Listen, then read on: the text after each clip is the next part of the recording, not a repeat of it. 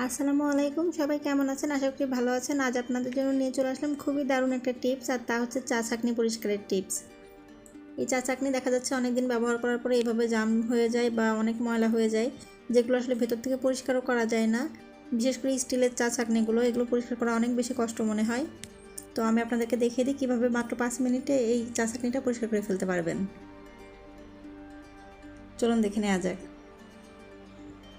দেখুন, আমি চুলা জ্বালিয়ে দিয়েছি। চুলার জালটা কিন্তু আমি অনেক বেশি দিয়েছি, অর্থাৎ মিডিয়ামের থেকেও বেশি আছে।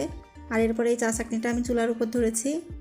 এখন দেখুন ধোঁয়া বের হচ্ছে, এমনকি আগুনও ধরে যাচ্ছে আর কি চা ছাঁকনিতে। তবে ভয় পাবেন না, এটা কিন্তু পুড়ে যাচ্ছে না। এর ভেতরে যে ময়লাটা আছে শুধু সেই ময়লাটা পুড়ে যাচ্ছে। এভাবে বেশিক্ষণ না, মাত্র 5 মিনিট যদি আপনারা চুলার জালটা মিডিয়ামের থেকে একটু হাই রেখে চা ছাঁকনিটা উপরে ধরে রাখেন, তাহলে দেখবেন ভেতরের সব ময়লা পরিষ্কার হয়ে এটা একদম সাদা হয়ে যাবে। দেখুন, আপনাদেরকে আমি দেখিয়ে দিচ্ছি।